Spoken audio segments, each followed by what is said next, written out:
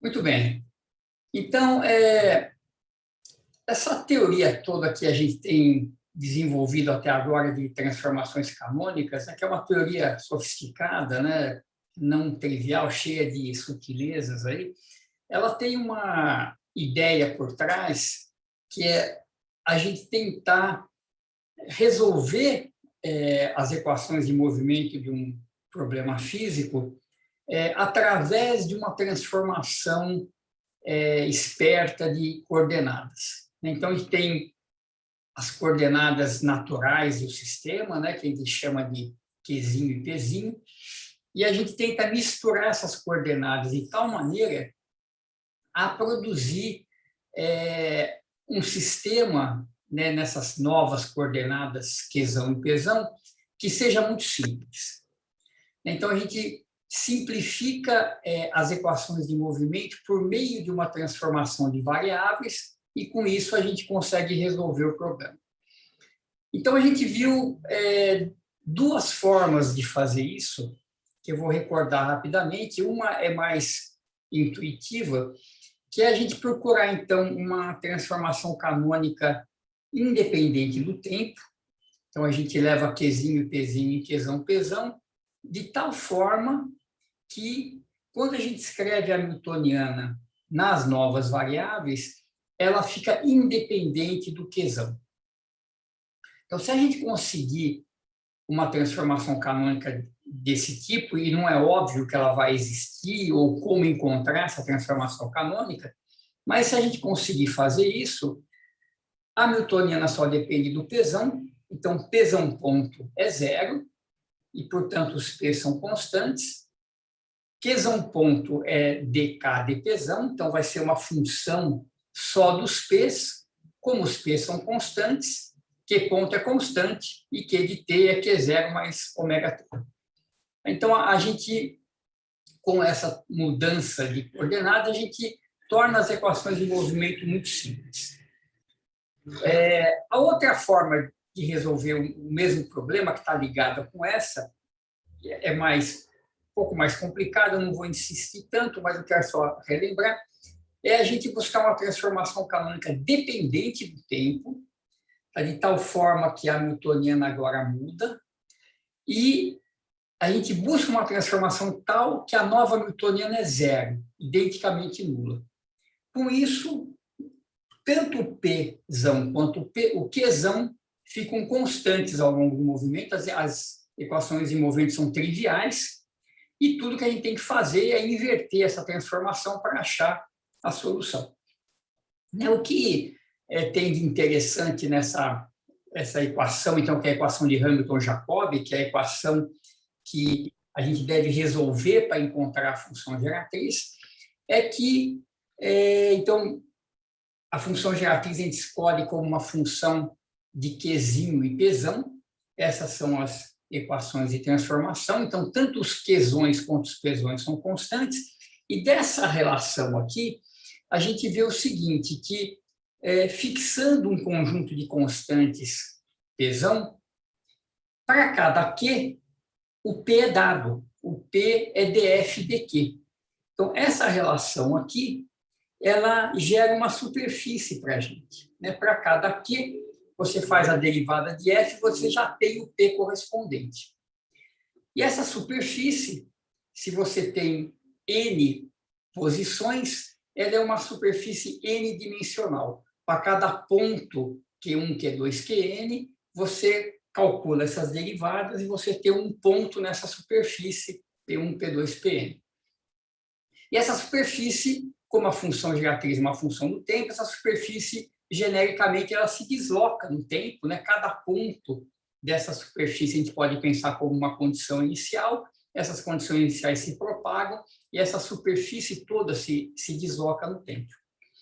O que tem de interessante aqui, que conecta com aquela primeira forma de resolver o problema que eu comentei acima, é que, caso a newtoniana seja independente do tempo, que é a maioria dos problemas que a gente vai tratar, problemas conservativos, essa função geratriz, a solução da equação de Hamilton-Jacobi, ela pode ser separada numa parte que não depende do tempo e numa parte que é uma constante vezes o t.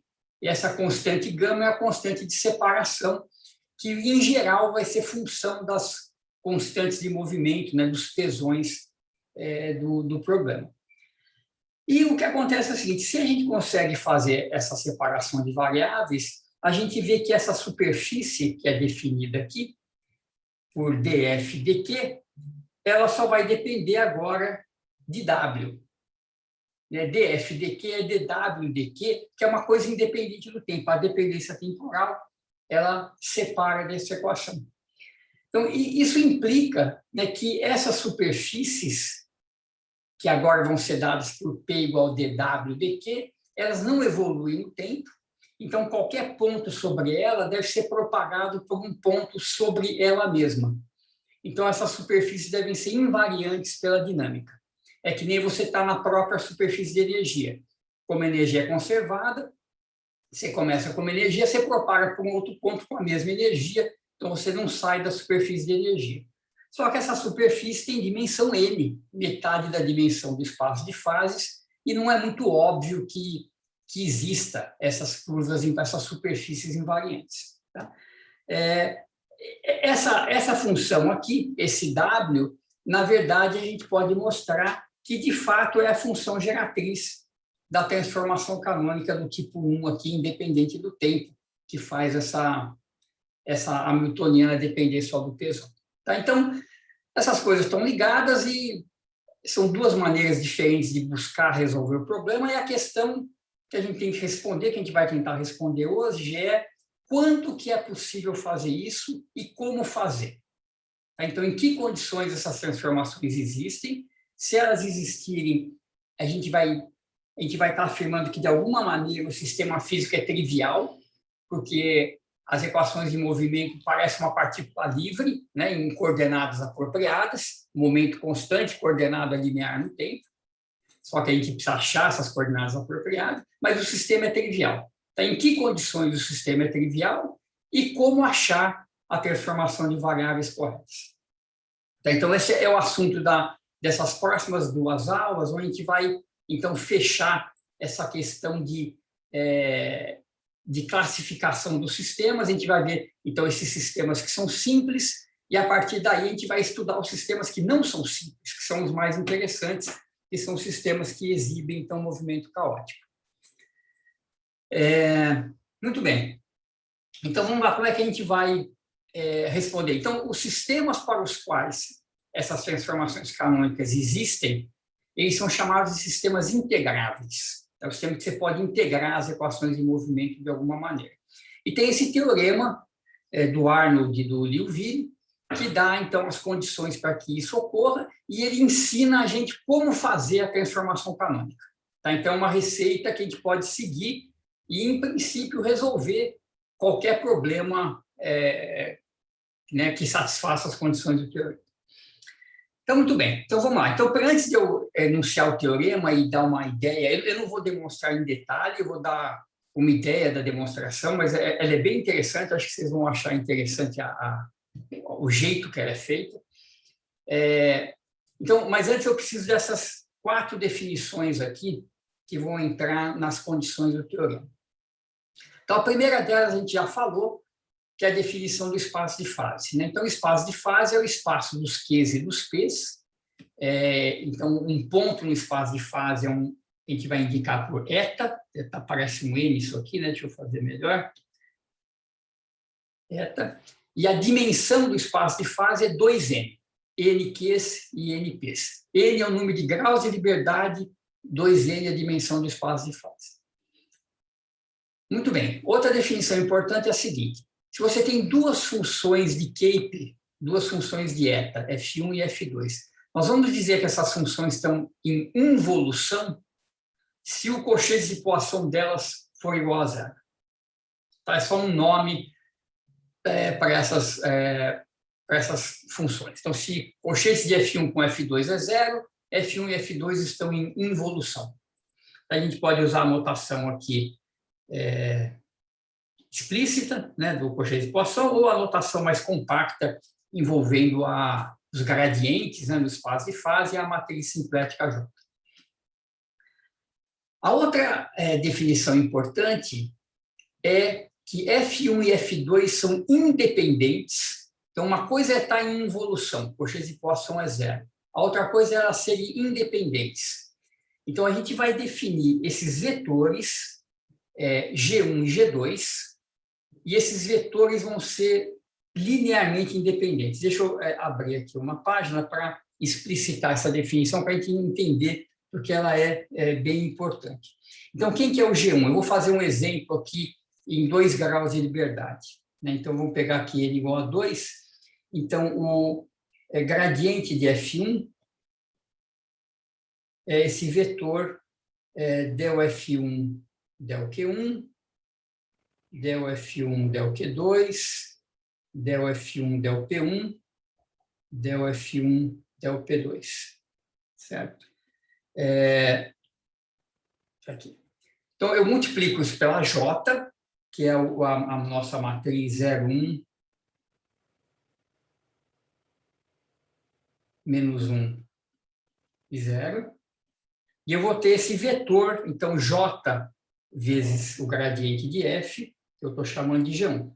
Então, o que ele vai ser? Ele vai ser dF1 dP1, del F1 del P2, menos del F1 del Q1, menos del F1 del Q2. Certo? Então, a gente faz dado uma função de Q1 e P1, a gente faz essas derivadas, a gente tem esse vetor. Então, isso aqui na verdade, isso aqui é um campo vetorial. Né? Isso G1 é uma função de Q e de P. Então, para cada ponto Q e P no espaço de fase, você avalia essas derivadas sobre aquele ponto e você tem um vetor. Né? Então, a gente vai ter aqui, vou fazer uma coisa pictórica, né? Você tem aqui Q1, Q2, P1, P2, você está aqui no espaço de fases. Então, para cada ponto no espaço de fases, você avalia esse vetor e você tem o vetor desse ponto. Quando se o F for a própria hamiltoniana, você vê que JDH de eta é o eta ponto, certo? É a velocidade. Então, quando o F for a própria hamiltoniana, esse vetor que a gente está chamando de G é simplesmente o campo de velocidade hamiltoniano. Se a partícula estiver aqui, ela vai ter essa velocidade nesse ponto. Tá? Então, a gente está meio que generalizando o que seria o campo de velocidades por uma função qualquer. Tá? Então, se F1 é a própria hamiltoniana, por exemplo, que é uma função de Q e P, a gente sabe que as equações de movimento podem ser escritas de forma compacta dessa forma, portanto, o G associado ao H é o campo de velocidades. Tá?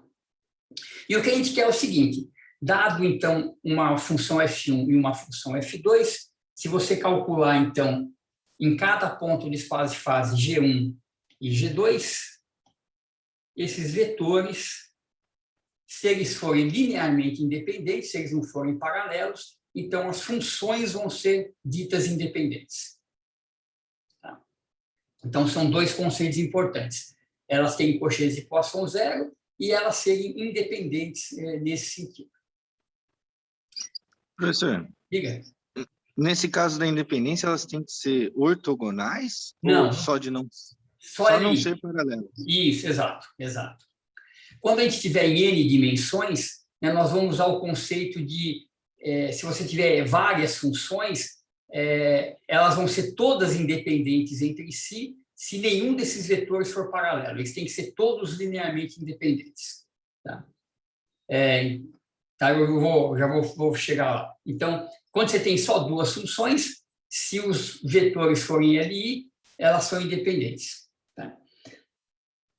E outra coisa que eu vou usar aqui é mais uma notação do que uma definição, é mais para facilitar aqui a notação. A gente vai indicar a solução das equações de movimento, a gente vai chamar do fluxo da hamiltoniana, a dinâmica da hamiltoniana, a gente vai indicar por esse símbolo aqui, ó, GHT. Isso quer dizer o seguinte, O H é por causa da hamiltoniana, T é o tempo de propagação.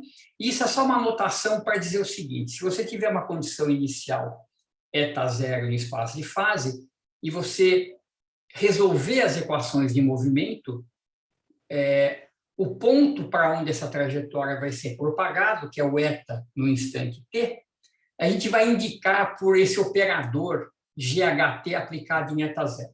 Tá? É só para indicar que isso aqui é o ponto que é propagado a partir de eta zero pela dinâmica da hamiltoniana por um tempo t. Tá? Então, se eu indicar isso aqui, deixa eu indicar aqui na mesma figura. Então, se a gente pegar um ponto aqui, fazer em vermelho, eu tenho esse ponto, eu tenho uma certa dinâmica desse ponto pela hamiltoniana. Então, esse ponto aqui é o eta de t, e a gente só vai escrever, dar essa nomenclatura que esse ponto eta de t é o fluxo de H propagado por um tempo t aplicado em eta zero. Tá? Muito bem. Então, tá. Então, aqui está, então, dadas essas definições, aqui está o teorema de Arnold e Liouville. Então, se você tiver num sistema com n graus de liberdade e existirem n funções, então F1, F2 até Fn de eta, que sejam todas independentes e em involução, e aqui o independente quer dizer o seguinte, que o conjunto daqueles n vetores G, eles são todos linearmente independentes. Você não pode escrever nenhum deles como combinação linear dos outros. Tá? Então, se tiver por exemplo, em 3 graus de liberdade, esses vetores não podem estar num plano. Tem que estar realmente apontando em direções diferentes. Tá? Então, se você tiver n funções do espaço de fase que sejam independentes e estejam em involução, então, cochetes de Poisson de Fi com Fj igual a zero, então acontece o seguinte: existe uma superfície de dimensão n, que eu vou chamar de n índice F, e é a superfície onde cada uma dessas funções, então, essas funções são funções do espaço de fase. Né? Imagina, a gente sempre vai pegar que uma delas é a própria hamiltoniana, porque a hamiltoniana vai estar sempre como uma função importante.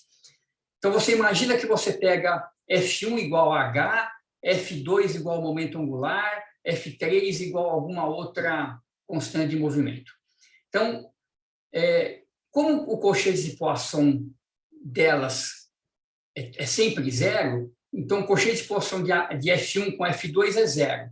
Como F1 é hamiltoniana, então F2 é uma constante de movimento, certo? O cochete de Poisson é zero.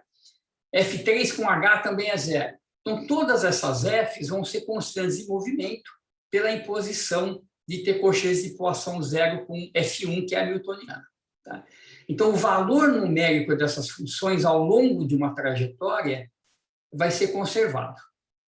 Tá? Então, imagina que você especifica F1, então o que é isso aqui que é, o que isso quer dizer, né? Eu pego a primeira constante, a primeira função, e fixo um valor para ela, um valor numérico. Por exemplo, F1 eu quero que valha 0,5, certo? F2 vale a 2. Fn tem um valor numérico 10. Então, eu fixo valores numéricos para cada uma dessas funções e eu considero o conjunto dos pontos no espaço de fase onde esses valores estão fixos.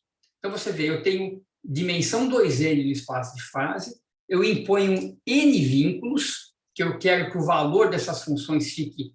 É só o conjunto dos pontos que mantém esse valor constante, então são n vínculos, o conjunto dos pontos que satisfaz essa condição cai pela metade. Então, essa superfície vai ter dimensão n. Então, qual que é o primeiro ponto do teorema? Que essa superfície, onde o valor dessas funções é constante, ele é invariante pelo fluxo de H. Ou seja, se você começar com uma condição inicial sobre MF, ela permanece o tempo todo sobre MF. Então, isso é meio trivial, porque F1 é a própria hamiltoniana e o coeficiente de poação de F1 com todas as outras é zero, portanto, elas são constantes. Tá? A segunda parte do teorema diz o seguinte, que se essa superfície for limitada, né, se ela não for infinita e conexa, ou seja, se ela não tiver parte disjunta, se ela for uma coisa contínua, então ela ela é análoga a um toro n-dimensional. Ela é igual ao produto de n círculos, como se fosse um conjunto de osciladores harmônicos, basicamente. Tá? Então, ela tem a topologia de um toro. Em terceiro lugar, ele fala assim, existem coordenadas sobre esse toro, onde essas coordenadas, então, o toro então, é um produto de círculos, certo? Então, cada direção do toro é um ângulo, que vai de 0 a 2π, e a trajetória ela é tal que φ ponto é constante. Então, a trajetória anda com velocidade angular constante sobre essa superfície. Isso é muito parecido com isso aqui, né? Com essa... Deixa eu voltar aqui em cima só para... Com essa condição aqui, né? Que o φ ponto é uma constante ômega. Tá? Então, a gente vai ver que existem essas variáveis e, além disso, as equações de movimento podem ser integradas, ou seja, existe uma transformação canônica de QP para φ e I, o φ é o Qzão, o I é o Pzão, só estou trocando o nome, de tal forma que a nova hamiltoniana só depende das variáveis I. Tá? Então, trocando de miúdos, se você tiver n graus de liberdade e você encontrar n constantes de movimento que sejam independentes e estejam em involução, o seu sistema é integrável e trivial. E ele pode ser resolvido por meio de uma transformação canônica. Deixa eu dar uns exemplos aqui de sistemas que satisfazem essas condições e depois eu vou tentar, aos pouquinhos, ir mostrando passo a passo essas propriedades. Essa última, que é a construção da transformação canônica, eu acho que não vai dar tempo, a gente faz na próxima aula para fechar esse assunto. Então, deixa eu dar aqui para vocês exemplos de sistemas integráveis. Então, primeiro, quando você tem sistema em 1 grau de liberdade, onde o potencial vai para infinito, ou seja, as superfícies de energia são limitadas, então, fixada uma energia, então, a superfície de energia é limitada, o x está limitado, o momento está limitado, esses sistemas são trivialmente integráveis, porque é 1 grau de liberdade, existe uma constante de movimento, que é a própria hamiltoniana. Então, é possível resolver o problema, e ele é trivial. Por que ele é trivial? Porque a partícula vai ficar rodando, certo? No plano QP. Esse movimento de rotação pode ser um pouco complicado, mas ele é basicamente um círculo. Tá? Topologicamente, ele é um círculo. Você fica rodando ali no seu espaço de fase. Um outro exemplo. Se você tem um sistema, um oscilador harmônico tridimensional, então você tem uma partícula em 3D ligadas aí com essas molas que têm frequências ou constantes de mola arbitrárias, então tem frequências ω(x), ω(y), ω(z). Isso também é um sistema integrável. Por quê? Porque cada uma dessas hamiltonianazinhas, né, Px2 sobre 2m mais m sobre 2 ω(x2)x2 é conservado. A energia se separa, né, em cada modo de oscilação e ela é conservada. Você não tem fluxo de energia de um modo para o outro, porque o sistema é totalmente separável. Então, tem 3 constantes em movimento, Hx, Hy e Hz. Elas são, obviamente, independentes, porque dependem de variáveis diferentes e vão estar em involução. Então, aqui você também tem 3 constantes de movimento, 3 graus de liberdade, sistema integrável. Outro exemplo, uma partícula num potencial central se movendo num plano. Então, se você usa coordenadas polares, então a hamiltoniana fica energia cinética, que assume essa forma, e a energia potencial V de R. Aqui tem 2 constantes de movimento também. Tem o H, que é a energia, e tem o Pθ. Pθ é constante porque dH dθ é 0. Certo? Então, Pθ ponto é 0, Pθ é constante, H é constante, dá para calcular, dá para mostrar que elas estão em involução, não vou mostrar agora, e o sistema é integrável, 2 graus de liberdade, 2 constantes de movimento. Mais 2 exemplos. Forças centrais em 3 dimensões. Então, imagina agora você tem uma partícula em 3 dimensões, num potencial central. Então, aqui você tem a energia conservada e tem o vetor momento angular conservado. O R vetor P é constante porque é um problema de potencial central. Então, Lx, Ly e Lz, cada componente do L é constante. No entanto, a gente precisa de constantes que estejam em involução. E, se a gente lembrar de mecânica quântica e fizer a analogia, a gente vê que Lx com Ly não comuta. E o coeficiente de Poisson de Lx com Ly também não é zero, também dá proporção a Lz. É muito parecido com quântica. Então, aqui as quantidades que têm coeficiente de Poisson zero são H, L2 e Lz. Tá? Novamente, muito parecido com quântica. As 3 quantidades em involução e independentes é energia, L2 e Lz. Ou L2 Lx, L2 Ly. Uma das componentes de L e o L ao quadrado. Então, o sistema também é integrável, tem as constantes de movimento. Último exemplo é o chamado bilhar quadrado. É uma partícula se movendo no plano com fronteiras infinitas numa forma retangular, tá? Ou quadrada ou retangular. Então, aqui você tem a trajetória da partícula, bate na parede, se reflete e vai seguindo esse movimento aqui. Então, quando a partícula bate na parede e muda de direção, por exemplo, aqui, nessa colisão, a colisão é com a parede de cima, o PY troca de sinal, mas o PX continua igual, né? Só o PY se reflete. Então, a cada colisão, um dos momentos troca de sinal, mas o quadrado dele é constante. Então, Px2 sobre 2m e Py2 sobre 2m são sempre constantes ao longo do movimento, 2 constantes de movimento, independentes, 2 graus de liberdade, sistema integral. Certo?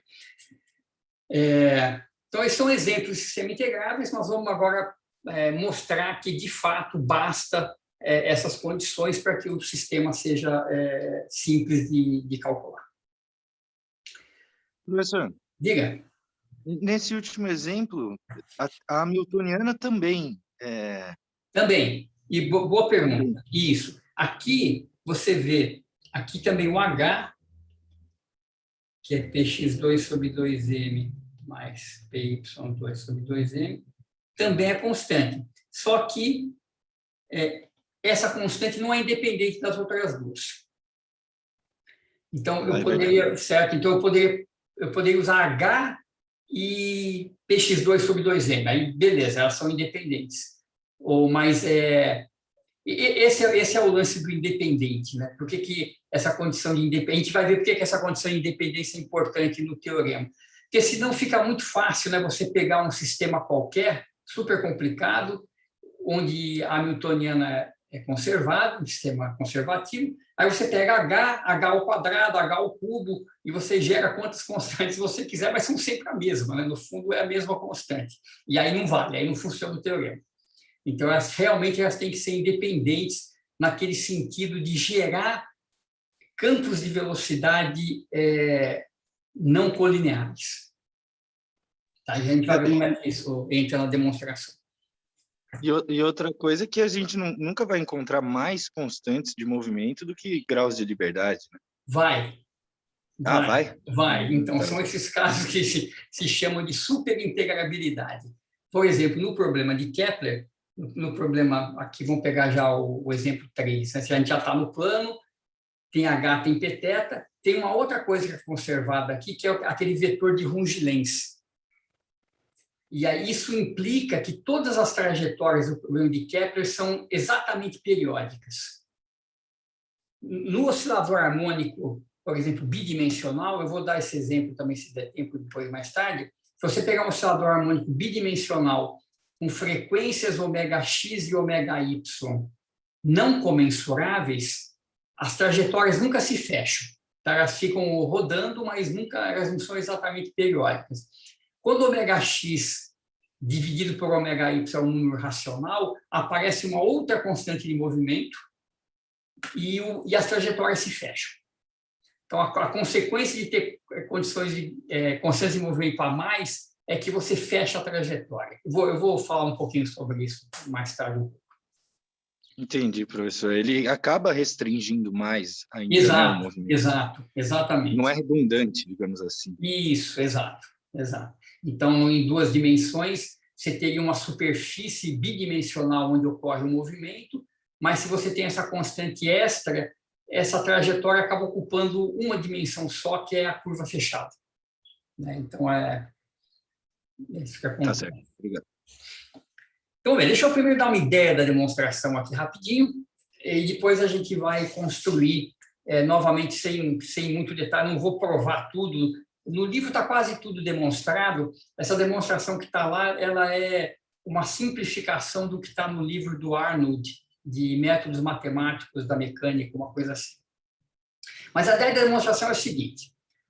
Imagina que você tem, então, de fato, essas N funções f de QP que estão em involução. E uma delas a gente vai pegar, por exemplo, como sendo a newtoniana. Então, qual que é a ideia? A ideia é que, como esses caras são constantes e estão em involução, eu poderia definir uma transformação canônica onde o valor dessa f é o que eu chamo de Pzão. Essa é a transformação canônica. P1 é o F1 de QP, P2 é o F2 de QP, e assim por diante. Os P's têm que ter essa propriedade, eles têm que ter cochetes de Poisson zero um com o outro. Isso está garantido pela involução das F's.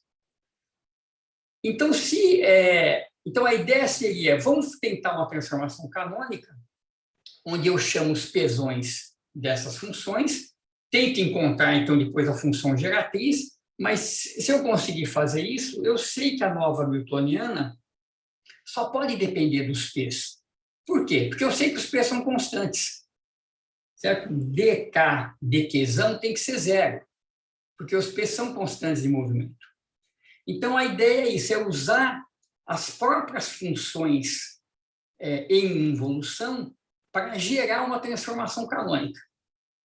O que acontece é que chamar cada uma dessas F's de P acaba não sendo tão conveniente. É mais fácil e mais conveniente escolher os novos momentos, não diretamente como essas funções, mas como certas combinações delas. Por exemplo, em vez de chamar P1, F1, P2, F2, eu podia chamar P1, F1 mais F2 sobre 2 e P2, F1 mais F2 sobre 2. Eu posso misturar essas coisas e existe uma forma apropriada de misturar essas funções de forma a definir os momentos. Tá? Mas a ideia é basicamente essa. Eu tenho essas N constantes, portanto, elas vão ser os meus momentos. Tá? E eu vou ter as constantes de movimento, e, portanto, eu tenho que ter uma newtoniana que só depende do Pzão. Então, a existência das funções já me garante que isso deve ser possível. Essa é a ideia bem por cima. Então, vamos ver como é que a gente demonstra isso agora. Então, vamos lá. Então, primeiro, vamos demonstrar primeiro o primeiro item do teorema. Então, eu vou definir essa superfície, que é o conjunto dos pontos do espaço de fase, certo? Tal que o valor de cada uma dessas funções está especificado. Note que tem um subíndice f aqui, que é exatamente o valor dessas constantes que eu especifico. Então, tem a superfície onde f1 vale meio e f2 vale 1, isso é uma superfície. Se eu trocar o valor de f1 e de f2, trocar o valor das constantes, eu mudo a superfície, certo? Então, tem na verdade, um conjunto de superfícies para cada valor que eu fixo. Por exemplo, fixo uma energia, eu tenho a superfície de energia. Se eu mudar a energia, é outra superfície, certo? Então, esse LF, ela é uma para cada conjunto de valores que eu especifico aqui. Então, a gente vai usar esse subíndice F aqui embaixo. Então, qual que é a ideia? Dada uma condição inicial, eta zero, eu vou usar, então, que uma das minhas constantes vai ser a própria hamiltoniana, que eu vou chamar de F1, e eu sei que F1 calculado em eta de t é F1 de eta zero, certo? Porque o sistema é conservativo, a energia é conservada ao longo da trajetória.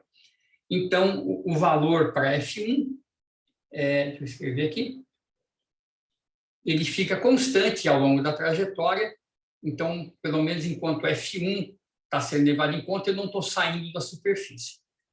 E para as outras funções vale a mesma coisa, né? Então, se eu avaliar, por exemplo, quem que é dF2 dt calculado ao longo da trajetória, eu vejo que dF dt é o coeficiente de Poisson de F com H,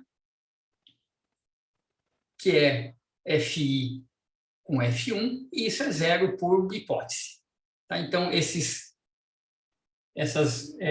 variações temporais de todas essas funções é zero, então elas mantêm o seu valor constante igual ao valor inicial. Isso aqui vai ser sempre igual ao seu valor inicial, que foi fixado em Fi. Então, Fi de eta zero que é igual a Fi. Então, isso vem da hipótese que essas coisas estão em involução. Então, você começa um ponto ali, ele fica ali. Deixa eu ver se eu consigo só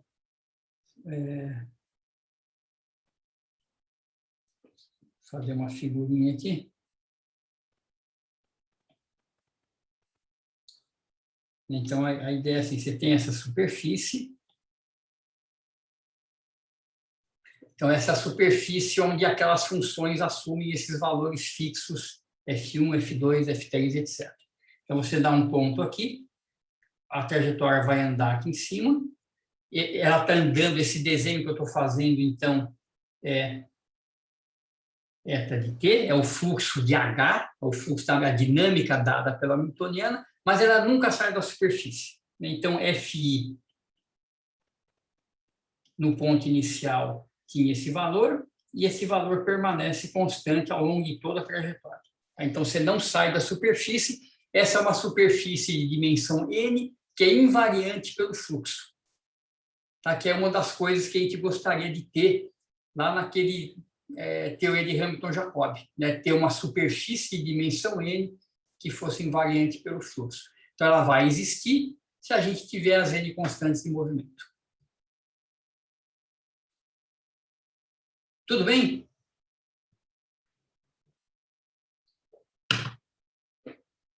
Professor, eu não entendi como que chegou nessa conclusão de que precisa das N. Bom, quer dizer, se tiver as N constantes de movimento, isso quer dizer que o movimento vai se dar em cima dessa superfície. É isso, Exato, né? exato, isso. Então, se você tiver menos, né, imagina que a gente está em 10 graus de liberdade. Se você tiver 5 funções f satisfazendo essas propriedades, então essa superfície também vai existir, mas ela vai ter dimensão 15, certo? Que é 2n menos os 5 vínculos que você colocou. Então, o que o teorema está dizendo é o seguinte: eu preciso de ter 10, eu preciso ter n. Mas mesmo que eu tenha menos, essa primeira parte do teorema vale, né? Eu defino essa superfície, essas constantes, imagina, eu tenho 10 dimensões, eu tenho 5 funções que comutam entre si, uma delas é hamiltoniana, então essa demonstração vale, essa superfície MF que tem dimensão 15 permanece invariante pelo fluxo. Mas o que o teorema está é o seguinte: suponha que eu tenha 10, eu tenho que ter tantas quanto o espaço de fase. Aí a dimensão de MF é 10, é N, e ela também é invariante pelo fluxo. Vai ser importante ela ter essa dimensão N. Mas essa propriedade de invariância valeria mesmo que eu tivesse um número menor de constantes. Tá, e no caso especial em que ela tem esse N, daí qual é a conclusão? Então, a gente vai ver. Então, a gente vai ver aqui por que precisa ter as N, né? Então, a conclusão é que a gente vai poder... Isso, hein? A conclusão vai ser que a gente vai conseguir encontrar aquela transformação canônica que resolve o problema. Ah, tá, tudo bem. Eu que me Eu que avancei aqui. Isso. E a ideia toda é essa daqui, né? Eu quero uma hamiltoniana que só dependa dos pesões, né? Então, eu preciso de N pesões. Então, eu preciso de N constantes, para cada uma ser um pesão nas novas coordenadas. Eu preciso ter tantas constantes quanto os P's que eu quero que fiquem constantes. Essa que é a ideia de TAZ, né? A gente vai ver aqui como é que ela aparece. Muito bem. Então, vamos ver então agora a segunda parte do teorema, que ela diz o seguinte, essa é a parte mais difícil, porque é uma parte meio topológica, né? A gente vai mostrar que essa superfície MF, se ela for finita e conexa, né, limitada e conexa, ela tem a topologia de um toro. Na verdade, ela não tem essa cara que eu desenhei aqui, mas ela é tipo um pneu, né? Então, essa proposição 2 diz que a MF ela tem uma cara de um pneu. Então, na verdade, para aqui seria para 2 graus de verdade, né? Então, você tem uma coisa que tem essa topologia, que é o produto de 2 círculos. Um círculo nessa direção e um círculo nessa direção. Então, esse toro é o produto de 2 círculos. Essa superfície tem essa topologia. Então, vamos ver como é que a gente mostra isso. Vai ser uma demonstração qualitativa, mas tem mais detalhes lá no livro, se vocês quiserem ver com mais detalhes. Então, a coisa é a seguinte, a gente definiu esse campo de vetores GI, que é J del F del eta.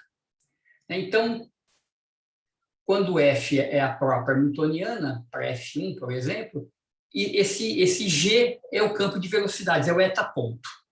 Certo? Muito bem. Então, o que eu vou fazer aqui? Como é que a gente vai demonstrar o teorema? Nós vamos pensar que sobre essa superfície MF, então fixa o MF, né? Fixa os valores daquelas constantes, então a gente fixa uma superfície, e eu vou pensar agora assim, se eu tiver um ponto sobre ela, eu posso propagar esse ponto, que nem está aqui, com a minha hamiltoniana H, certo? A dinâmica é dada por H. Então, nesse ponto, o vetor tangente é o G1. E eu posso calcular a dinâmica desse ponto e ela vai permanecer sobre a superfície MF. No entanto, como o problema é todo simétrico, toda F comuta com toda F, e os vetores G são todos linearmente independentes, eu posso pensar o seguinte, que cada uma daquelas constantes de movimento, cada uma das Fs, eu posso imaginar que ela é uma hamiltoniana e que ela produz uma dinâmica diferente sobre MF. Então, se eu tenho aqui um ponto eta zero, então, sob a dinâmica real, que é a dinâmica de F1, eu tenho esse vetor G1. Esse vetor G1 vai ser um vetor tangente à variedade MF, certo? A gente não vai sair da variedade, a gente vai ter que ficar sobre ela. Então, esse ponto, se eu for propagar com a dinâmica correta, ele vai fazer alguma coisa para cá, e vai caminhar aqui sobre a variedade. Mas eu posso pensar assim, vamos pensar que, na verdade, F2 é hamiltoniana. F2 é uma função tão boa quanto a F1, e eu posso usar a própria F2 como sendo uma geradora de dinâmica. Então, nesse caso, J dF2 de eta é o G2, e a trajetória teria um outro percurso. Certo? E, na verdade, como a superfície tem dimensão n, e esses vetores G1, G2 até Gn são todos linearmente independentes, se eu andar, né, fixo um ponto eta zero e ando com cada uma dessas dinâmicas, cada dinâmica me leva a uma direção independente. Elas são todas LI. Então, eu posso, se a minha dinâmica real traz esse ponto para cá, e eu quiser vir para cá, eu posso usar uma combinação de G1 e de G2, eu posso usar as outras funções como a hamiltoniana para deslocar esse ponto em direções ortogonais. e eu posso, com isso, me movimentar para todo lado sobre MF. Porque MF tem dimensão N, e eu tenho N direções independentes sobre ela para escolher como me movimentar. Tá? Então, deixa eu deixa eu ver o que eu fiz aqui. Então, olha só, vamos olhar para esse campo de vetores G. Então, para cada ponto em M, eu tenho esses vetores, certo? Eles são todos LI e são todos tangentes à superfície MF, porque todos eles geram dinâmicas que me mantêm em MF, tá? Porque todos eles estão em involução. Então, deixa eu fazer mostrar uma propriedade legal aqui. Eu não vou mostrar, vou só falar, mas tem a demonstração lá, se vocês quiserem ver. Então, olha só, cada ponto, então, GI, cada GI, vamos pensar no campo de vetores, né? Então, eu tenho o campo, vou ter um exemplo, uma dimensão aqui. Eu tenho uma função, f, então P2 sobre 2 mais QA4 sobre 4, por exemplo, e eu calculo qual que é o G associado a ela. Então, eu faço aqui df dq, df dp, aplico o J, e aqui está o meu G.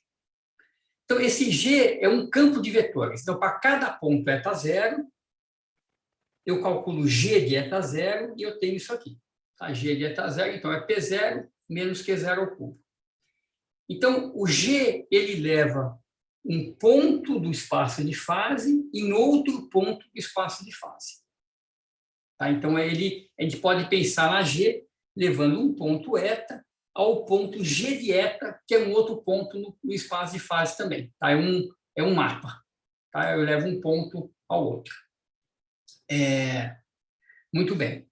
Então, tem essa propriedade aqui, que está demonstrado lá num dos apêndices do livro, que é o seguinte: se você calcular o comutador, e aqui é o comutador mesmo, não é o cochete de equação, é o comutador de GI com GJ, que é definido assim: você pega um ponto eta, calcula GJ de eta, isso te dá um outro ponto no espaço de fase. Sobre esse ponto, você aplica o GI. E aí você faz o contrário, pega aquele mesmo ponto, calcula o GI, isso te leva a um outro lugar de espaço de fase, e aplica o GJ nele.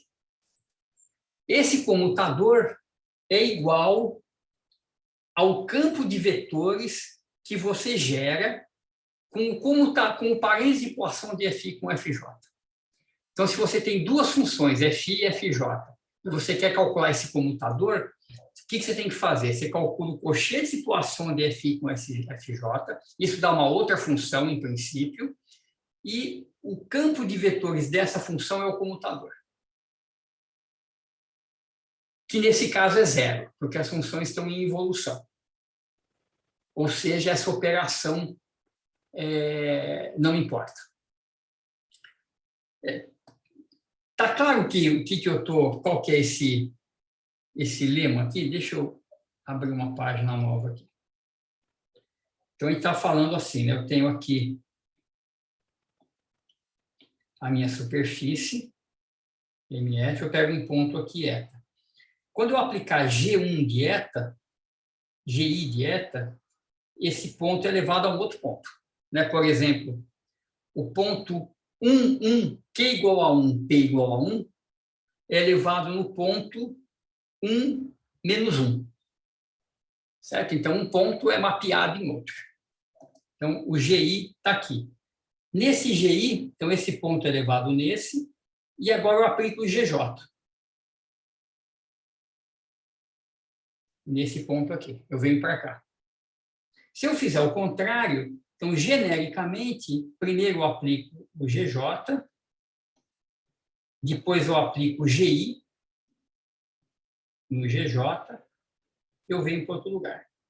Então, a diferença entre esses dois pontos, genericamente, é dada por esse campo vetorial aqui. Você calcula o cochete de equação de FI com FJ, se dá uma função, calcula o gradiente, aplica J, aplica isso em eta zero, e você vem direto para o vetor diferença entre os dois.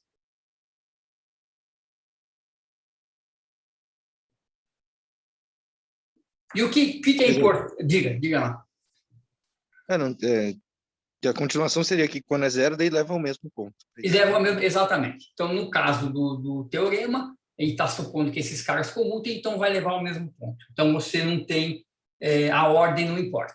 Tá? Você pode aplicar o G1, depois o G2, ou o G2 depois o G1, que você vai acabar no mesmo ponto, porque no caso especial que a gente está trabalhando, eles têm coxa de equação zero. Então, para a gente sempre vai cair no mesmo ponto, né? Porque Sempre a gente já está assumindo essa isso, evolução. exatamente. Para a gente sempre vai dar certo, sempre cai no mesmo ponto, que a gente não tem que se preocupar. Deixa eu arrumar aqui, cara, com isso. Isso aqui é mais razoavelmente fácil de mostrar, está mostrado no apêndice. É só fazer a conta mesmo, é uma algebraica. Deriva, usa as definições e vê que isso funciona. O outro lema é um pouco mais sutil e ele é bem importante e ele quer dizer o seguinte: quando os campos de vetores comutam, os fluxos também comutam. Então, veja que o campo de vetores comutar é uma coisa discreta, né? Você tem um ponto, você aplica o G e você tem um outro ponto no espaço de fase. Então, você tem um daqui, você vai mapeado para cá. Agora, o que esse outro lema diz é o seguinte: quando esses campos de vetores comutam, então, se você pegar um ponto qualquer, propagar esse ponto com a dinâmica da função J. Então, usa FJ como hamiltoniana e propaga por um tempo S. No ponto que você parou, você muda de hamiltoniana, muda de dinâmica, usa FI como hamiltoniana e propaga por um tempo T. Essa operação comuta. Você pode começar daqui, primeiro propagar por um tempo T com FI e depois por um tempo S com hamiltoniana J, e você também chega no mesmo lugar. Então, se os campos vetoriais comutam, a dinâmica comuta. Tá? Então, você pode passear por essa superfície usando uma dinâmica um pouquinho, a outra dinâmica outro pouquinho, e é só um jeito de você meio que andar por essa superfície. E você pode fazer isso independente da ordem, as coisas vão comutar. Tá? Deixa eu só desligar isso aqui. Só um segundo. Então, qual que é a ideia disso aqui? Então, a ideia toda é que, como esses fluxos, essas dinâmicas todas comutam, a gente vai definir um cara que a gente chama de superfluxo, que é o seguinte: eu vou andar um pouquinho com cada dinâmica que eu tenho disponível. E eu sei que eu posso fazer isso à vontade, porque não importa a ordem, isso vai estar sempre bem definido, e eu nunca vou sair de MF, porque está tudo em evolução, então não importa qual seja a newtoniana, todo o resto vai comutar com ela, então vai ser tudo conservado, eu nunca saio da superfície. Tá? Então, o que a gente faz? A gente define agora, aqui nós estamos chegando já no ponto chave aqui da demonstração. A gente define um mapa de Rn sobre essa variedade MF. Então, dado um vetor de tempos, T1, T2 até Tn, então eu ando com a hamiltoniana F1 por um tempo T1, depois ando com T2 por F2, ando com T3, ando um pouquinho com cada uma. Tá? Então, isso aqui vai me dar um certo ponto da variedade. Estou passeando por ela, vou cair em algum lugar. Então, para cada vetor T1, T2, Tn, que está em Rn, eu vou ter um ponto final na minha variedade MF. Tá? Então, a gente fixa um ponto inicial, fixa um eta zero sobre a variedade e passeia pela variedade com esse cara. Certo? Então, aqui, deixa eu ver se eu tenho, aqui eu tenho essa figurinha, né? Então, em 2 dimensões, eu tenho esse plano, que aqui seria o R2, T1 e T2, e aqui é o que está acontecendo na superfície. Eu saio de eta zero, ando por um tempo T1 com F1, por um tempo T2 com F2, vou parar num certo ponto. Tá? E eu posso, então qual que é a ideia? Como esses campos vetoriais são todos LI, eu posso atingir qualquer lugar de MF que eu quiser, dando um vetor T razoável. Eu posso ir para qualquer lugar combinando essas diferentes maneiras de passear sobre a variedade. Só assim para ilustrar, imagina que você faz isso por tempos muito curtos, né? T1, T2, Tn são os tempos bem curtinhos. Então, a gente pode integrar as equações de movimento. Lembra que a equação de movimento é eta ponto igual a G, certo? J gradiente da F, que é o próprio G. Então, a equação de movimento é eta ponto igual a G. Deixa eu escrever aqui. Eta ponto. Então, para cada vez que eu uso uma G como dinâmica, a equação de movimento que eu sigo é eta ponto igual a G. Então, o que eu faço? Eu integro, começo com G1, ando, né, deixa eu fazer aqui no cantinho, né? A gente começa com a G1, o F1. Então, eu integro isso aqui, eu vou ter que o eta, ele vai ser o eta 0. Então, se o tempo é bem curtinho, eu posso escrever isso assim, T1 vezes G1 de eta 0. Certo? Eu integrei a equação por um tempo T1 curtinho, integrei direto, multipliquei por T do outro lado. Esse ponto agora eu integro com F2. Então, agora, esse cara aqui é a condição inicial de onde F2 parte, certo? Então, eu vou ter que o eta agora vai ser todo esse cara, que é o novo eta 0, mais T2, G2 de todo mundo. Certo? T1 de G1. Como o T é pequeno, eu já tenho um T aqui, eu tenho um outro T aqui, eu posso aproximar isso aqui por T1, G1, e aqui nesse expandir em primeira ordem, pegar só o termo de ordem 0, fica T2, G2 de eta 0, eu descarto o termo que vai ser da ordem de T1 vezes T2, porque os T são muito pequenos. Então, eu posso integrar em primeira ordem e vou ter esse aqui é o ponto para onde eu vou. Então, eu vou me deslocando, eu vou andando por aí, posso até inverter, né, dado T, dado o ponto final, descobrir qual que é o T que eu preciso para chegar lá. Isso aqui em primeira ordem, né? E se eu quiser fazer direito, eu tenho que integrar as equações de movimento direitinho. Muito bem, qual que é o ponto de tudo isso?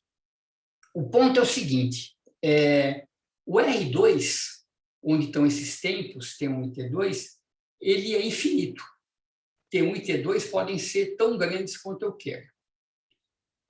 O MF, por outro lado, nós estamos supondo que ela é limitada e conexa. Certo? Então, esse mapeamento que a gente faz do R2 para o MF, você vê que localmente ele é 1 a 1, né? Dado um T, um conjunto de T's, eu tenho um ponto final, ou dado o ponto final, eu tenho um conjunto de T's que eu preciso. Então, localmente, ele é 1 para 1, mas ele não pode ser 1 para 1 globalmente, porque o R2 é infinito e o MF é limitado. Então, qual que é a consequência disso? A consequência é que devem existir valores de T, pontos aqui no plano R2, onde você volta para o mesmo lugar. Porque esse negócio é ilimitado, esse aqui é limitado. Então, se você pensar que você sai aqui do eta 0 e vai andando, a trajetória que você vai fazer vai ser uma trajetória aqui em cima. E isso aqui é limitado. Então, deve existir uma combinação desses tempos de tal forma que essa trajetória volta sobre si mesma. Porque você tem que ficar limitado na direita e limitado à esquerda. Tá? Você não pode mapear uma coisa 1 a 1, infinito para limitado. Tá? Então, existem valores de T, onde esse passeio que você faz sobre MF te trazem de volta para o mesmo lugar. E esses valores de t, então eu estou desenhando aqui embaixo. Então, imagina que eu estou fazendo isso para duas dimensões, 2 graus de liberdade, que dá para desenhar. Então, imagina que para esse tempo e para esse tempo sejam valores onde você, se você percorrer a dinâmica com esse T1 e esse T2, você volta para o mesmo lugar. Se você está num problema de n graus de liberdade, aqui n igual a 2, né, aqui nesse exemplo, tem que ter duas direções independentes onde isso acontece. Porque se só tiver uma direção, então nessa direção você dá a volta e cai no mesmo lugar, mas se não tiver nenhuma outra direção onde isso aconteça, então você vai andando, por exemplo, por aqui e vai embora. Você nunca consegue voltar sobre si mesmo e você tem que voltar, porque a variedade tem dimensão 2 e ela é limitada. Tá? Então tem que ter duas direções onde você volta sobre si mesmo. Aqui eu estou fazendo a coisa sem muito rigor, tá? Só argumentando que um é infinito, o outro é finito, eles têm a mesma dimensão, então eu tenho que me voltar sobre si mesmo o mesmo número de vezes que são as dimensões, para não ter nenhuma direção onde eu escape para o infinito. Tá? Então, olha só, se nesse tempo, então imagina que você tem esse ponto aqui, ó, vamos chamar esse ponto de tal 1. É um vetorzinho T1, T2, onde a gente volta para o mesmo lugar. Então, o que acontece nesse ponto? O fluxo, aquele superfluxo tal 1, que é G1, T1, G2, T2, para esses valores do tal 1, quando a gente aplica isso aqui em eta zero,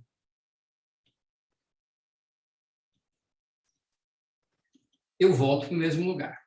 Tá? Essa é a hipótese. Deve existir um tempo onde eu volto para o mesmo lugar. Se isso acontecer, então, se eu aplicar isso em 2 tal 1, que é esse ponto aqui,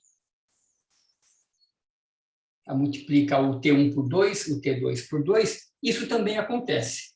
Que isso vamos aplicar isso aqui em eta zero.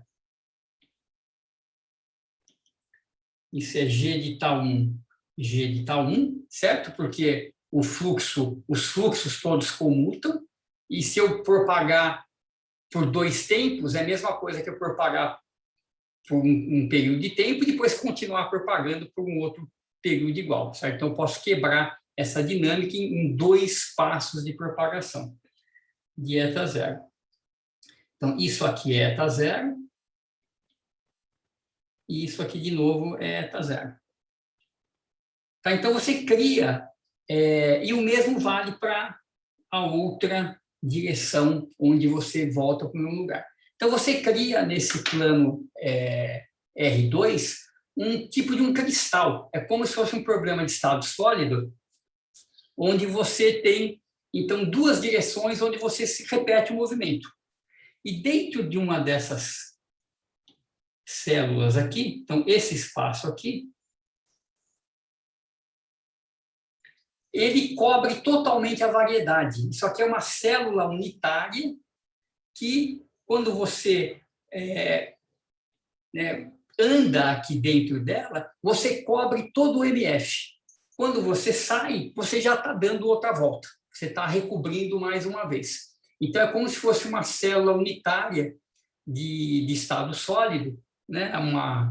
E passear aqui dentro, cobre a célula, e você tem várias coberturas, porque o R2 é infinito, o MF é finito, então você fica simplesmente andando de um lado para o outro. E quando você olha para essa célula unitária que eu desenhei aqui, deixa eu desenhar ela de novo aqui embaixo. Então, essa aqui é a célula unitária.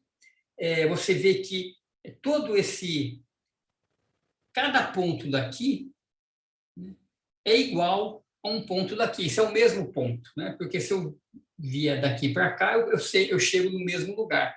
Então, é como se eu identificasse esse lado com esse lado com esse, né? Porque eles são periódicos. Então, ao fechar então, ao igualar esse com esse, eu passo por uma coisa, eu dobro aqui, né? Eu passo por uma coisa que é um cilindro. Então, fecho esse lado aqui com esse daqui, depois identifico esse com esse, e isso fecha num pneu, que é o toro. Tá? O toro é um quadrado onde eu identifico os lados opostos. Aqui o grudo de assim, o grudo de assado, e eu tenho essa topologia do pneu. Então, essa é a ideia da demonstração. Eu não estou entrando em muitos detalhes, mas a ideia é essa. Quer dizer, cada uma dessas constantes de movimento te permite passear pela superfície dessa variedade MF, certo? Então, existe um mapa que a gente faz do tempo de passeio com cada uma das constantes e dos pontos que você cobre sobre a variedade.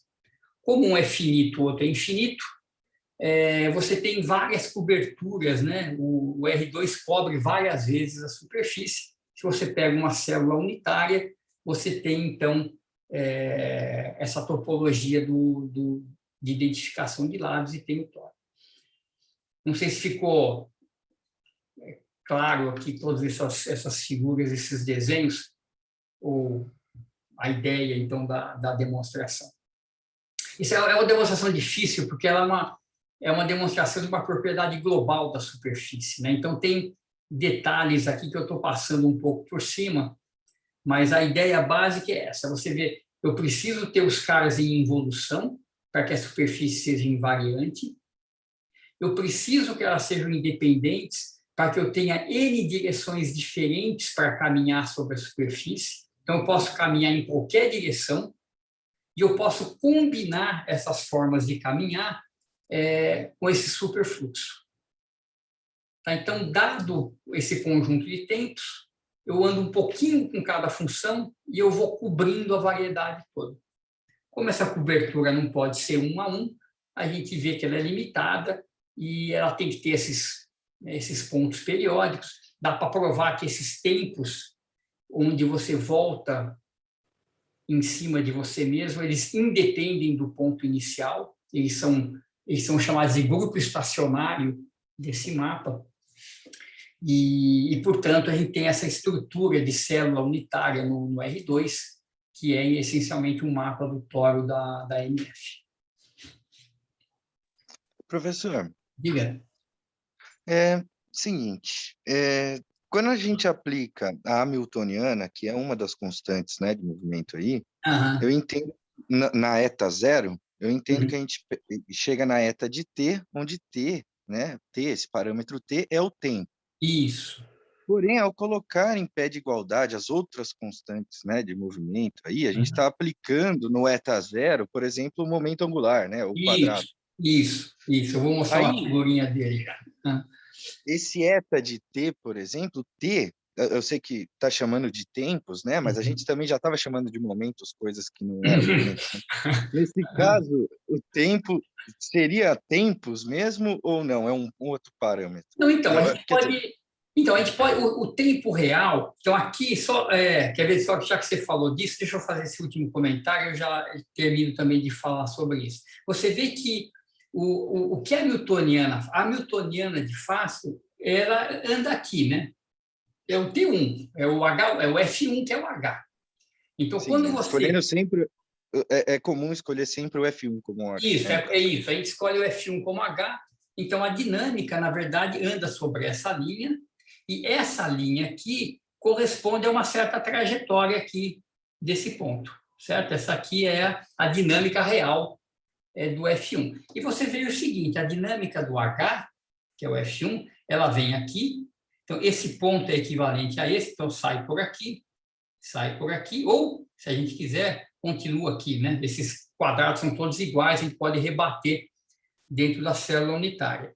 Então, a dinâmica de H anda sobre MF de um jeito que pode ser, vamos dizer assim, complicado. Qual que é o passo final aqui? É o seguinte, vamos fazer uma uma transformação de variáveis, em vez de usar o R2 com esses eixos T1 e T2, eu vou fazer uma mudança, vou chamar isso aqui, ó, de um outro eixo, e isso aqui de um outro eixo. Vou rodar os eixos para que eu encaixe exatamente nas direções periódicas, tá? Que é isso aqui, ó.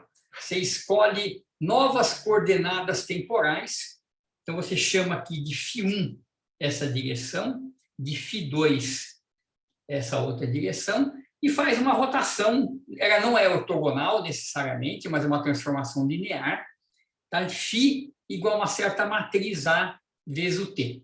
Tá? Então, você faz uma rotação aí, pode ter um certo achatamento também, com essa matriz linear. Então, você vê, qual que é a dinâmica de H? A dinâmica de H é F1. Então, o tempo real é isso aqui, é T na primeira posição e 0 para o resto. Então, se você pegar essa dinâmica de ângulos aqui que eu estou chamando, por que eu estou chamando de ângulo? Porque quando eu chego aqui, eu volto para o mesmo lugar. Tá? Esse pedaço é igual a esse. Então, é como se eu fosse de 0 a 2π. Então, isso aqui é uma coisa fechada, isso aqui é uma coisa fechada. Então, é o produto desses dois círculos que é o tório. E qual que é o φi de t? Então, usa o tempo real agora, aqui, ó. Só tem J igual a 1, só tem T1. Então, φi de t é A e T, que é ωt. Ou seja, é a demonstração que existem coordenadas na superfície onde o movimento é linear com o tempo. Tá? Que é essa dinâmica, vamos dizer assim, real. Né? Agora, voltando à sua pergunta, eu vou fazer um exemplo aqui de indicar quem são esses caras aqui, né? Por exemplo, o que é andar com momento angular? Deixa eu ver se já está aqui embaixo, eu já mostro. Ah, está aqui, isso. Eu deixei semi-preparado aqui. Então, vamos ver o exemplo do problema de forças centrais, justamente, que é, então, deixa eu escrever alguma coisa aqui. Então, tem um H igual a PR2 sobre 2M, Pθ2 sobre 2mR2, o Pθ é o momento angular, mais um V de R. Então, quais são as constantes de movimento? É H, então H é o F1, Pθ é o F2. Então, primeiro, vamos ver qual que é a dinâmica real, né? A dinâmica sobre a ação da newtoniana real. Então, você vê, aqui tem esse potencial efetivo, né, que é esse cara todo aqui. Então, ele tem, geralmente, uma cara que está desenhada. Você pega uma certa energia, fixa uma superfície de energia, fixa um Pθ. Então, a gente vai fixar um E e um Pθ. Tá? Então, eu vou fixar, por exemplo, aqui Pθ, eu estou chamando de M, não sei porque eu escolhi esse nome. Eu estou fixando, então, H igual a E e Pθ igual a M. M é um número qualquer, não é inteiro, necessariamente. Então, dado esse E e esse M, eu tenho um MF, M e M, certo? São os valores das constantes que eu fixei. Então, sobre a dinâmica real, dado essa energia E, eu sei que no plano PR, R, o movimento é limitado, certo? Ele fica aqui entre esses pontos de retorno R1 e R2, o PR também fica oscilando, o Pθ é constante, certo? Ele fica constante, Pθ em função de θ, vai de 0 a 2π, mas ele está sempre ali constante. E se eu olhar o movimento completo no plano XY, a trajetória está aqui, ó, ela está dentro desse anel R1 e R2, existe um período radial, onde eu saio do ponto máximo, venho para o ponto mínimo e volto para o ponto máximo, esse é um período radial, e existe um período angular, quanto tempo eu demoro para dar a volta e voltar para o mesmo ângulo. Né? Se eu continuasse essa trajetória, era fazer uma coisa assim, então quando eu chego aqui no mesmo ângulo, eu tenho um período que ela demorou para fazer isso. Esses períodos não são necessariamente iguais. No problema de Kepler, eles são, porque o V é 1 sobre R. Mas, se fosse um potencial central diferente, esses períodos não necessariamente iriam coincidir. Tá? Mas essa é a dinâmica sobre H. Se você olhar, então, qual que é a dinâmica esperada se a gente considerar Pθ como hamiltoniano, certo? Então, agora a gente faz Pθ igual ao hamiltoniano. Quais são as equações de movimento? Ora, θ ponto igual a ΔH del Pθ é 1. Del Pθ é 1. R ponto é 0. Desculpa, ΔH del PR é 0. Pθ ponto é 0. PR ponto é 0. É uma dinâmica trivial. É uma dinâmica onde só o θ anda. E ele é periódico de 0 a 2π. Tá? Então, sobre essa dinâmica é trivial. Então, como que fica aquele gráfico que a gente fez lá? Então, genericamente, a gente tem isso aqui. Ó. Professor, se eu andar, diga. Só um segundo. Quer dizer, então, que quando eu aplico o H, a gente vê a dinâmica da posição da partícula no tempo. E quando aplica o momento angular, a gente vê a dinâmica só do ângulo no tempo. Seria isso? Então, nesse caso, né? Porque a gente vê a dinâmica de tudo no tempo. Aqui, nesse caso, ficou tudo constante, só o θ que andou. Mas se a nossa F2 fosse uma função mais complicada, teria uma dinâmica não trivial também. É que aqui é muito simples, né? Então, essa dinâmica só faz o θ andar. Então, qual que é a solução sob Fθ? É que θ é θ0 mais t, e todo o resto é constante. Essa é a dinâmica sob essa hamiltoniana, que é muito simples. Tá? E você vê que o movimento é periódico com período 2π. Cada vez que o t é 2π, o θ, né, voltou para o mesmo lugar, porque é um ângulo. Então, aqui no nosso diagrama de tempo, o ponto onde você volta no eixo 2 é aqui, ó, 2π, 4π, 6π, etc. Então, a direção de volta, né, a direção onde você tem que propagar, se você usar o Pθ, é simplesmente a cada 2π você voltou para o mesmo lugar. Quando você anda com a hamiltoniana H, você anda ao longo desse eixo. E ao longo desse eixo, você nunca volta para o mesmo lugar, porque os períodos não são comensuráveis necessariamente. Então, você vê que andar com T1 não cruza nenhum ponto desses pontos do grupo estacionário desse tempo. Então, mas existe uma outra direção que está torta aqui embaixo. Tá? Então, existe você precisaria andar com uma combinação de Pθ e H1 para que você ache a célula unitária aqui embaixo. Quando você está no potencial de Kepler, esses períodos são iguais, as órbitas são elípticas, são fechadas. Aí sim, ó, esses caras coincidem. Então, esses pontos, eles cruzam no eixo T1 direitinho e a sua célula unitária, ela está aqui, ó.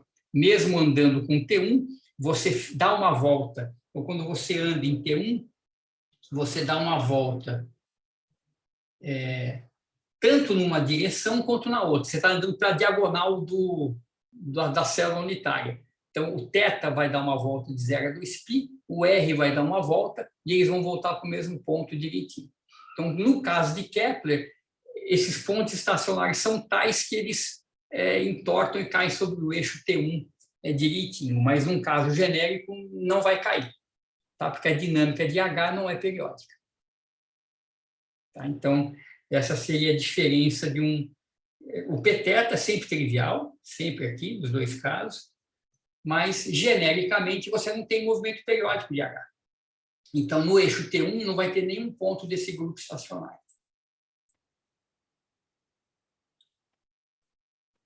Tá, mas a topologia da superfície é um toro. Você continua num toro, só que você, num caso, fica enrolando no toro sem nunca fechar, né? Então, você vai preenchendo o tório de maneira densa, enquanto que, no caso de Kepler, você dá uma volta e já fecha.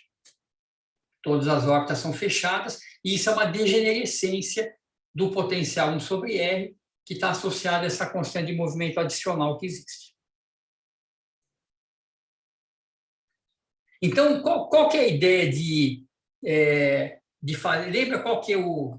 Eu não vou fazer isso hoje, porque, apesar de ter tempo, eu acho que está bom por hoje, senão fica muito cansativo. Qual que é a ideia da transformação canônica que a gente quer, né? Eu tenho aqui, lembra, né? Eu tenho as constantes de movimento, e a gente pensou, olha, por que a gente não escolhe, então, os P's como sendo esses valores, essas funções, né? Definindo a transformação canônica a partir dessas funções. Porque isso não é muito conveniente. Você vê que, por exemplo, aqui nesse caso, o Pθ é o F2 naturalmente, o Pθ é legal, porque ele já é periódico, é tudo simplesinho. Mas o H, chamar a própria newtonina de P1 não é legal, porque a gente está andando numa direção torta aqui. Eu gostaria de ter uma função que, se eu fizesse a dinâmica sobre essa função, eu andasse direitinho sobre a linha periódica. Então, a ideia da transformação canônica, que a gente vai construir explicitamente na próxima aula, é definir outros momentos. Então, a gente vai definir uma transformação canônica onde as novas coordenadas vão ser exatamente esses ângulos aqui. Tá? Vai ser, então, andar nas direções periódicas, e a gente vai ver que as coordenadas, os momentos associados, a gente vai chamar de I, elas vão ter dimensão de ação, então isso aqui vamos chamar de variáveis de ângulo de ação, e essas variáveis de ação são funções das Fs, mas não são as Fs propriamente ditas. Vão ser combinações apropriadas que te fazem, cada vez que você escolhe cada uma delas como dinâmica, você anda na direção do φ correspondente. E isso aí vai resolver o problema, os i's vão ser constantes, os φ's a gente viu que vão ter que ser da forma ωt, certo? E o problema vai ser resolvido. A gente vai construir a transformação canônica, a gente vai ver como é que faz para fazer essa transformação e para matar o problema. E todos os problemas, então, que caem nessa categoria, eles são, de uma certa forma, triviais. Tá? O movimento, então, existem coordenadas onde as novas coordenadas são ângulos, e esses ângulos rodam em cima de uma superfície que é um tório. Cada um desses ângulos está rodando numa das direções independentes do tório, linearmente no tempo. Então, tudo que você tem que fazer é construir essa transformação canônica, a gente vai ver qual que é a receita para fazer isso, e o problema é trivial. Tá, pode ter dificuldade técnica, né, de resolver, de fazer as integrais, mas o movimento é essencialmente linear e não tem nada de muito interessante nele. Tá, então, só para assim, dar os próximos passos, né? Então, a gente vai fazer o seguinte, a gente vai construir a transformação canônica, que faz essa mágica, né, que resolve o problema, usando as constantes de movimento todas. Em seguida, então, isso define o que é simples, o que é trivial. Em seguida, nós vamos falar o seguinte, o que é interessante é o que não é simples. Então, quando que essas coisas não existem? Então, a gente vai primeiro construir uma teoria de perturbação, que é bem interessante. A gente vai pegar o sistema integrável, perturbar ele de tal maneira que essas constantes de movimento deixem de ser constantes, a gente vai quebrar a condição de integrabilidade e a gente vai se perguntar o que acontece. Então, a gente vai ter um sistema que é um sistema integrável, mais uma perturbação pequena. E a gente vai ver que essa perturbação pequena ela pode causar estragos muito grandes no sistema, ela vai introduzir um fractal no espaço de fases que vai ter a ver com o aparecimento de movimento caótico. Tá? Então, depois de entender o que acontece, a gente vai ver exemplos de sistemas caóticos, e isso meio que fecha o curso. Tá? Então, entender o que é simples, perturbar o sistema simples e ver as questões que estão envolvidas nisso, qual que é o estrago que isso causa, e dar exemplos de sistemas. A gente vai fazer umas figurinhas bacanas aqui para entender, né, qual que é a consequência do sistema não ser integrável, por que mesmo uma pequena perturbação pode ter um efeito grande, etc. Tá, então, essa construção que eu fiz para vocês aqui, eu sei que eu não entrei em detalhes, se for entrar em detalhes, ela fica longa. Então, eu acho que está assim, está demonstrado com não com rigor, mas com algum detalhe no livro.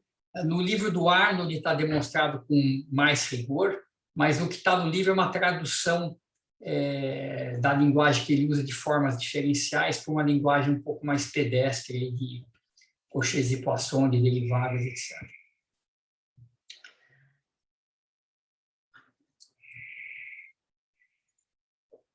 Deu para pegar a ideia? Você vê, só resumindo para fechar, né? Vocês têm as N constantes em movimento. Então, você gera são N vínculos. Então, a superfície onde o movimento ocorre tem dimensão N só, 2N menos N, a dimensão reduz. Segundo, essas N constantes, a gente pode pensar como cada uma delas gerando um fluxo sobre a superfície. E esses fluxos levam em direções linearmente independentes. Então, você pode percorrer a superfície toda usando combinação linear desses fluxos, que é esse tal do superfluxo, né, que a gente definiu aqui em cima. Então, com esse superfluxo, a gente passeia de um lado para o outro. Esse passeio, localmente, ele é 1 a 1. Você dá um T pequeno, você anda um pouquinho na superfície. Mas conforme você vai andando para ter tempos longos, você não pode passear arbitrariamente longe, porque a superfície é limitada. Você tem que voltar em cima dela mesmo. Certo? Em uma dimensão, por exemplo, só tem um eixo de tempo, só tem H. E a superfície de energia é um círculo. Então, passa um tempo, você volta para o mesmo lugar. Que tempo é esse? É o período do movimento. Quando você está em mais dimensões, a superfície é como se fosse um produto de vários círculos. Então, existem direções onde você roda e volta para o mesmo lugar. Então, essas direções elas são dadas por essa célula unitária, né, que são as direções que você tem que se mover para voltar para o mesmo lugar. Tá? Então, em uma dimensão é sempre o T1. Em 2 dimensões, você pode estar em direções que nenhuma delas volta para o mesmo lugar, né? O F1 não volta para o mesmo lugar, o F2 também não, mas existem maneiras de se caminhar que volte para a mesma direção. Essa maneira de caminhar, você pode pensar que é uma outra constante de movimento, é uma combinação do F1 e F2 que te leva exatamente na direção correta. Essas vão ser as variáveis I que a gente vai definir na próxima aula. Aí, pelo fato de uma coisa ser compacta e a outra não, a gente tem essas direções onde você volta para o mesmo lugar e a coisa acaba sendo um tório. Tem uma pergunta interessante aqui que você pode perguntar o seguinte: por que não é uma esfera? A esfera também é limitada e conexa. Por que a superfície não é a superfície de uma esfera e é a superfície de um tório? Não pode ser uma esfera porque a gente tem que ter esse campo vetorial LI em todo lugar do tório, em todo lugar da superfície MF. Eles têm que ser sempre linearmente independentes. Então, você imagina que na superfície da MF, você tem esses campos de vetor em todo lugar. Se isso fosse uma esfera, você não consegue fazer isso. Tem o famoso teorema que você não consegue pentear uma esfera. Um campo vetorial ele não pode ser linearmente independente sobre a superfície da esfera. Sempre tem um ponto onde você tem uma singularidade. e aqui a gente está supondo que não é o caso. Né? Então, esse campo de vetores, para ele ser bem definido em todo lugar, isso tem que ter uma topologia de um tórax, não pode ser uma esfera.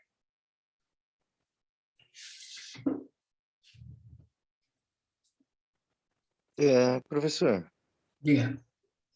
aí para o final, mais para baixo um pouquinho,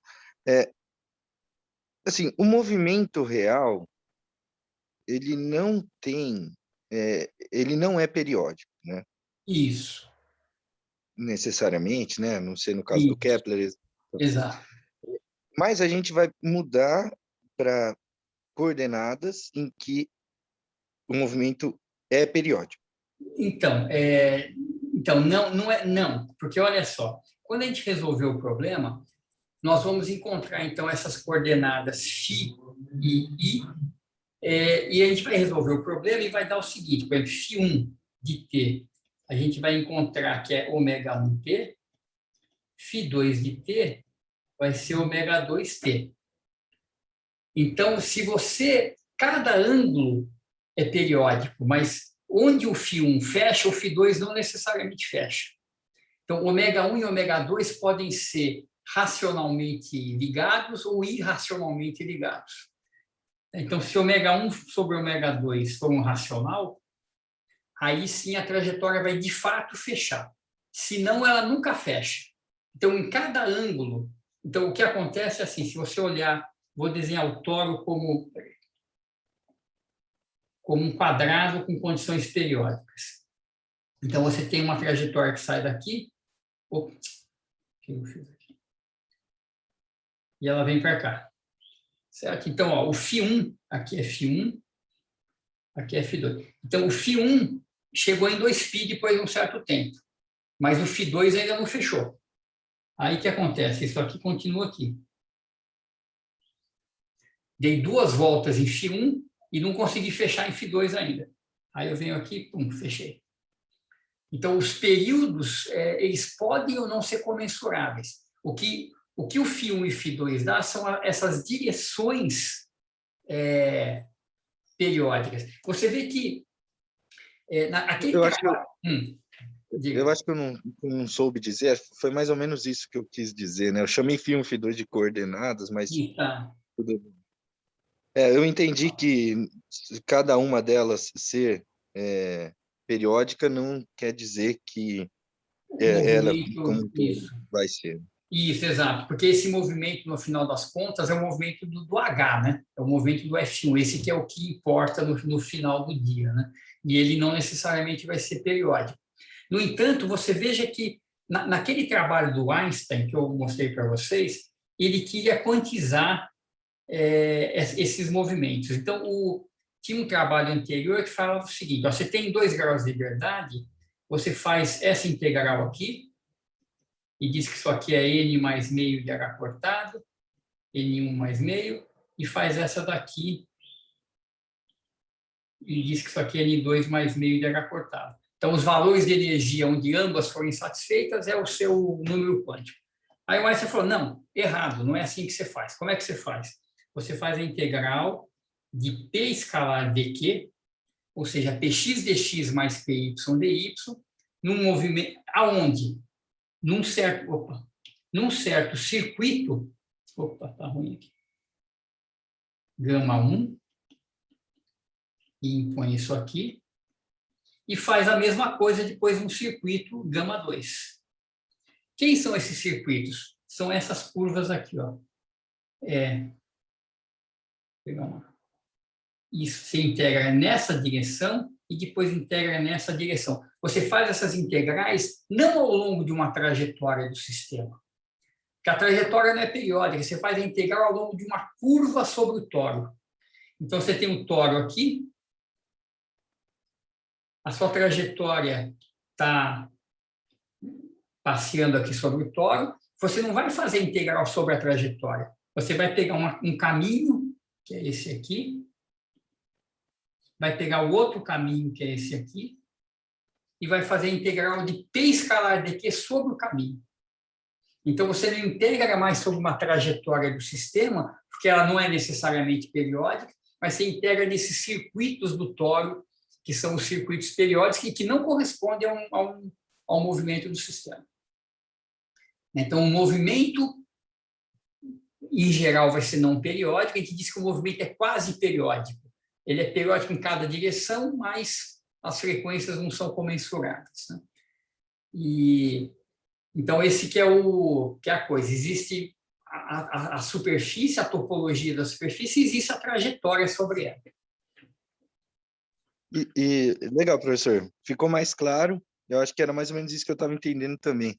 E estendendo um pouco nessa direção, daí os momentos associados a essas coordenadas, a esses ângulos, vão ser a ação. Daí isso que eu queria tentar entender. Isso, exato. Elas vão ter dimensões de ação e a gente vai ver que, no fundo, vão ser coisas muito parecidas com essa daqui. Vão ser integrais de P escalar dq, que a gente vai ter que fazer. A gente vai ter que usar as funções, as constantes de movimento para poder resolver essa coisa toda. Na aula que vem eu mostro direitinho como é que é o esquema, a gente faz uns exemplos simples para ver como é que ela funciona. Mas, basicamente, a gente vai ver que as variáveis de ação, os is, que são os seus conjugados dos cis, vão ser integrais desse tipo aqui. E aí, novamente, o que a gente quantiza é a ação e não a energia. A energia sai como uma consequência da ação estar quantizada.